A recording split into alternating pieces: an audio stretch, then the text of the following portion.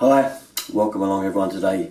So, someone's asked me whether they can have a combi boiler fitted in replacement for their F&E type boiler in the same cupboard, but can they have it connected to their old heating system? Seems he's had a few people around, heating engineers, that have all said they've got to strip everything out, take the flooring up and replace the whole lot. Now, he's just had some new flooring laid, some very expensive stuff apparently, and he doesn't want that touched. He'd rather leave those pipes under there and get it connected to the old system. So basically we're talking about a combi boiler, rip out the cylinder, the header tank, everything else, but leave the heating system in place. Is that possible? Well, yes, as it happens, but there are inherent problems to look at, so that's what this video is about today. So let's have a look at them, shall we? So first off, I'm going to show you the difference between the two different systems. And obviously our combi system here, you can see is completely sealed in that it has no tank or anything else, cylinder or anything else. Our open vented one, of course, down the bottom here, they haven't drawn in the cylinder on this one, but that is also in there, and you can see obviously it's tank fed going down to the radiators. Here then, a typical F&E system, and as you can see, what we're talking about here is keeping these lines intact that go around to the radiators and cutting everything else off. So we're saying we're going to replace the boiler here, wherever it is in the cupboard. We can basically cut everything off, the tank, the feed, the expansion, take the cylinder out, three-way valve, pumps, the whole thing. So what you could do on this particular one, which is not too bad a one to convert actually if you looked at it, because all you could do here is take off anything like this obviously, but say that's the control valve, but say that pipe just come down and round here. Before it goes up to the cylinder, you could have cut it across there. So there's a line through that there. And run the return up to here, cut it here, take this up, link up to the cylinder, run both pipes along then, flow up into the combi boiler, return into the combi boiler, and we have got a sealed loop then. So kind of if yours was plumbed this way, it isn't too bad to do. But as I said about the leaks, the other way around this problem, checking for leaks on your old system, would be before you even got a combi boiler, before you even went to that expense and then found out afterwards you still got to change it all, would be to actually cut through the flow and return and join them up here before it goes off anywhere else, before it goes up the open vents. So it's like a sealed loop, if you like, across here around your heating system.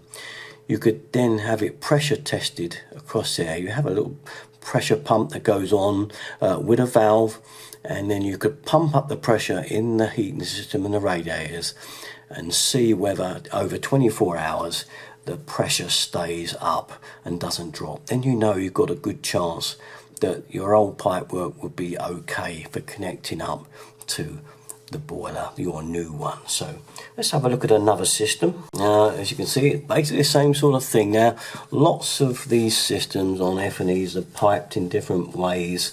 They're not all the same, and yours may not be the same as this.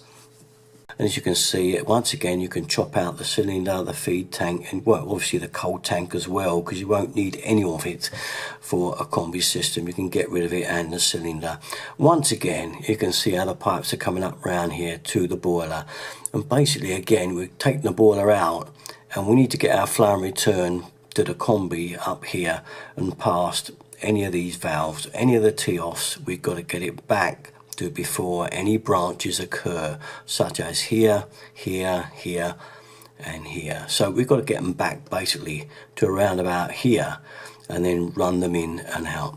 Now what else can happen? I mean, now if you are connecting near where the old boiler is, there's a good chance that your pipes will be 22 mil already coming off and going up to cylinder. So you may find they're 22 mil already from here, and then you can just carry on the 22 mil pipe up to the new boiler. But sometimes it can be the other way around, and someone wants to put the boiler this side. you know, on a different position, in which case you've probably got 15mm pipes here going up to 22, in which case you still could join it across with a loop there and put your boiler here and cut in the 2 loops there, but you'll be the wrong way around. You'd have 15 here, 22 there, so you would still have to change that to 22. So I think this whole system idea would only really work if the combi boiler is going in place of your conventional boiler in the same cupboard. So let's have a look at another system. Again, as you can see on this one, there's the radiator circuits around there. Again, once more, you'd need to cut back here and you'd need to cut back here. I mean, you want to stop that cold feed going in the return circuit, or you could, if you want to leave it going up to the return, you could just blank that off, because all that's coming out, you're taking out the cylinder, you're taking out all the valves, the motorized valves, the tanks, the whole lot are coming out. So you could just blank that off, carry that on into your new boiler. That's the return done, and then the flow, you would have to again connect it from here. Again, you could just blank that vent off there and carry on along, and then use it from where it goes up to the valve. So this is all kind of dependent on what system you got in your house. Then you could, for instance, run that flow down and round up into the flow of the boiler. Again, it's all dependent on your type of system. So what other plumbing problems would you encounter on this caper? Well, let me tell you what else there is. Right, we're going back to our first picture for this one now.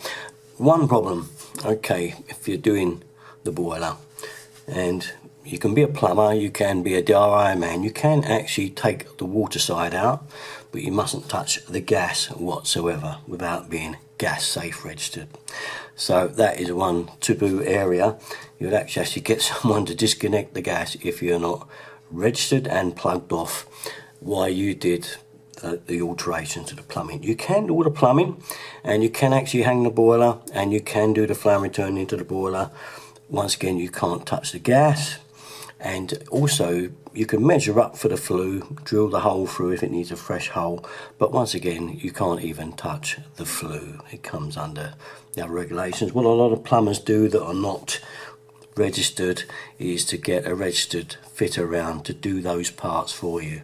So the gas supply that needs connecting will be done by a registered fitter that's gas safe registered, and the same with the flue. Okay, and then all is okay after that, they'll sign it off for you. But at least you would have done all the work in fitting the boiler up and connecting the pipes as aforementioned. So that's one of the problems, okay, the gas.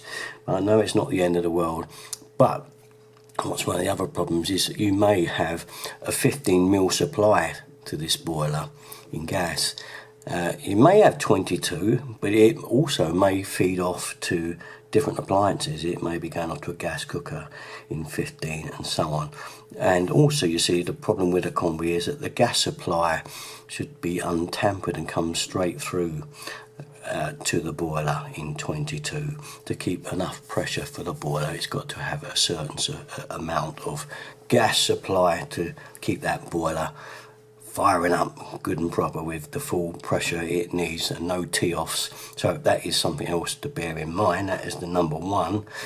Number two, most boilers nowadays are condensate boilers, and that means you have to have a pipe that runs away from the boiler safely to discharge into a drain or a pipe somewhere. So that is something else you've got to look for when your boiler's there up on the wall. There's somewhere for that to go, and it's another little problem, but it's one that has to be sorted. It's 22mm plastic pipe that has to be run somewhere, so you've got to look for that as well, which can be a little bit of a problem. Another thing is obviously the flue, the boiler, making sure that it is not tucked under any eaves and can meet full building regulations.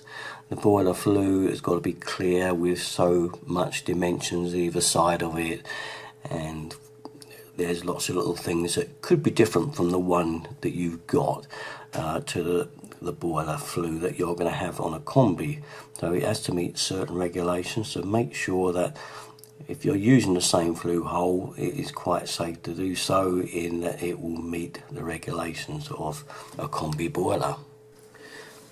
Moving on, other little plumbing problems to sort out. Once you have got your flow and return connected to the radiator circuit, you still have other things to sort about, and one of these is that I've shown you this picture because it shows you the vent coming out the top of the cylinder going up over that. That will be coming out, but also the hot feed that now goes round to your taps.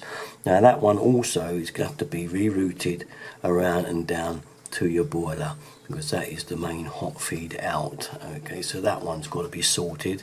And on top of that, there is one other problem, and you can see it there, and this is the mains. Now at the moment the mains in this particular system, and it may not be yours, but it's coming up in here, going up, feeding the tanks and so on and round to the taps.